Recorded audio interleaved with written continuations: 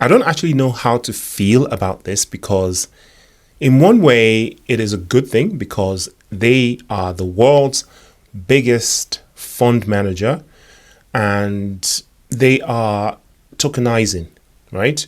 Which brings eyeballs and legitimacy into tokenization on a cryptocurrency ledger. And we know that the ledger, that is the premium for tokenizing assets, real world assets especially, is XRP. Also, Stellar Lumens is a powerhouse when it comes to tokenization, being specially designed and optimized to do this, right? So XRP, XLM, amazing ledgers for tokenization. The reason why I don't know how I feel about it, even though I kind of already expect that to be the behavior because this is what happens. If you take in consideration what PayPal did, for instance, or what JP Morgan tried to do, which is going to factor to why I'm eventually happy about this and what I predict will happen. BlackRock, they have basically, created a token for tokenization of funds, right? And they did this in 2023. They just haven't launched it yet. This article that I saw today kind of shows that they're imminently about to launch it because they filled out some form with the SEC and they're seeking some sort of legal exemption from the SEC. All right, let's look at the article. BlackRock begins asset tokenization with launch of digital liquidity fund. The world's largest asset manager has taken the next step forward towards a single ledger, instantaneous settlement, and ending illicit activities in the view of CEO Larry Fink. Now, just straight off the bat, isn't that funny? I mean, while that might sound impressive to people in establishment financial organizations, and maybe even to the people in government or, people that are not familiar with crypto, it sounds like BlackRock has invented something, right? But what they've done here is, of course, reinvent the wheel. They kind of give me an Apple vibe that come up with a product that other companies have basically been marketing for years, and they call it magical and revolutionary, right? They come up with these sort of virtual reality glasses that, Oculus has had for nearly a decade now, and suddenly it's magical and revolutionary. They call it something slightly different, and it's celebrated as an invention. And I thought it was quite funny that to the right of this article right here, it says Apple co-founder wins against YouTube in Bitcoin scam lawsuit. I'm going to be having a look at that a little bit later. Not part of this video, but I just thought it was funny and ironic that that showed up because, again, BlackRock gives me Apple vibes. Anyway, BlackRock, the world's largest asset manager, has filed a United States Security and Exchange Commission Form D for the BlackRock USD Institutional Digital Liquidity Fund. Even the name is just kind of a bit scary. This marks the launch of BlackRock's first tokenized asset fund.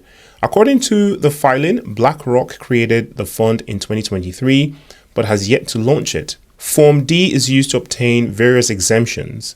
BlackRock indicated that it is seeking an exemption under the Investment Company Act Section 3C, which exempts it from certain SEC regulations. Okay, so the fund was created under the jurisdiction of the British Virgin Islands. Okay, two things there. First of all, BlackRock is looking for exemption from their friends, the SEC. They're going to get the exemption, okay? Because Gary Gensler is their buddy. And, they're on first name basis with each other and they're going to get the exemption. OK, they've got to go through the dance. They've got to do the legal stuff, but it's pretty much settled. I mean, look at what happened with ETFs. Grayscale spent, months and months, if not years, applying.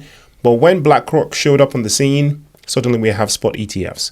This is going to happen. They're going to get the exemption. The second thing is the fund was created under the jurisdiction of British Virgin Islands. Why not the United States? Why not mainland US, right?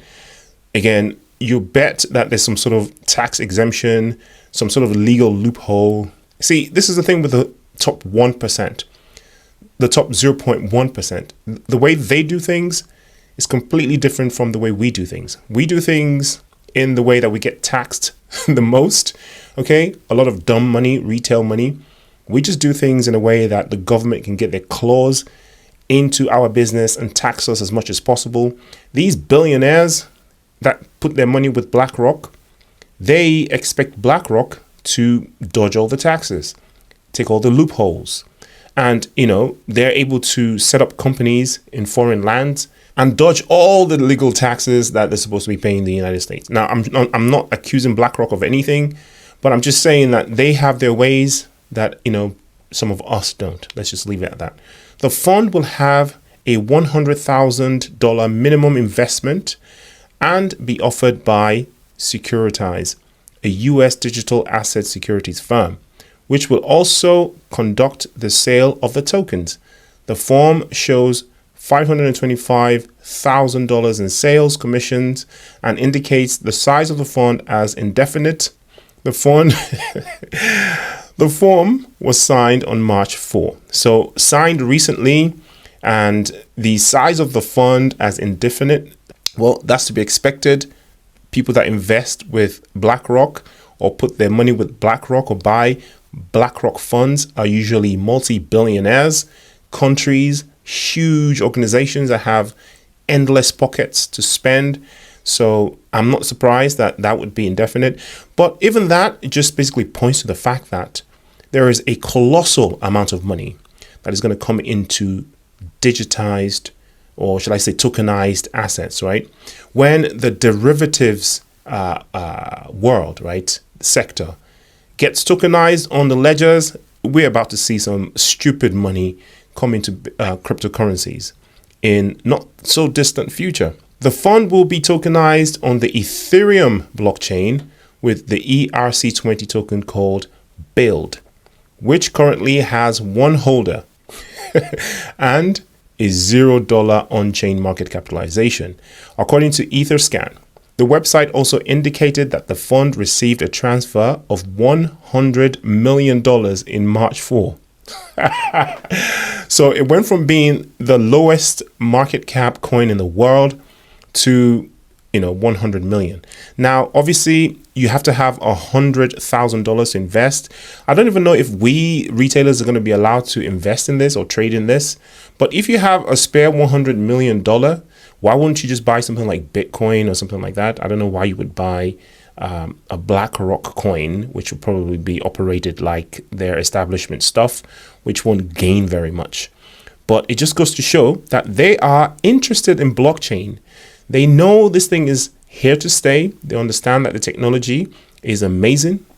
They just want to control it, right? They don't want a decentralized system like the XRP ledger or Bitcoin, whatever.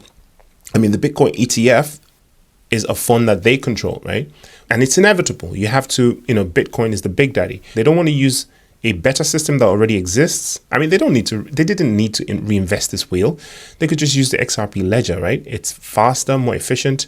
They just realized that they can build their own token and control it from scratch so that they can control all the money, right? And they can make the rules.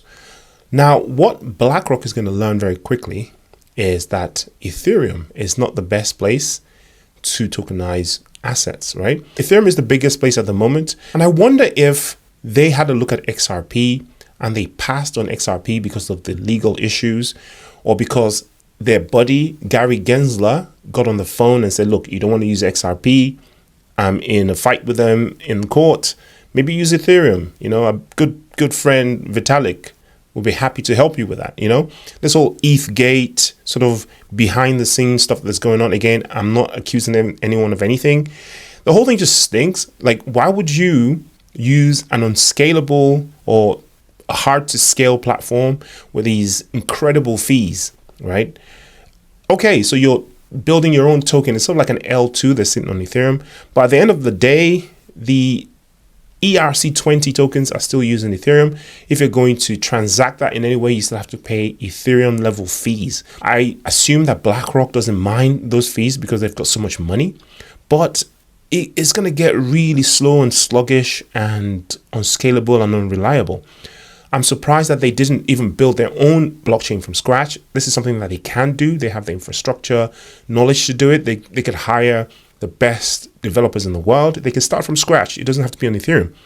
But the fact that it's sitting on Ethereum just kind of stings of like, you know, they got an advice from perhaps Vitalik himself. I can imagine the CEO of BlackRock just calling him in for tea or, you know, for whatever, sitting there with Gary Gensler, you know, with all the big boys saying, all right, so how do we do this? We'll put it on Ethereum. Yeah, you sort that out. Yeah, okay. You sort out the legal stuff. Yeah, and you give us the exemption. Yep. Everyone shakes hand. They set a date and they go.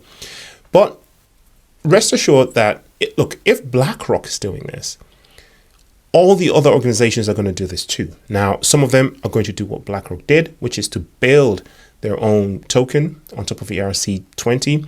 But some of them will inevitably choose Stellar. They will inevitably choose XRP. Those that are more concerned about functionality, efficiency, scalability, and all those other things than, you know, their friends at the SEC. Anyway, it's not financial advice. Do your own research, and I'll see you in the next video. Peace.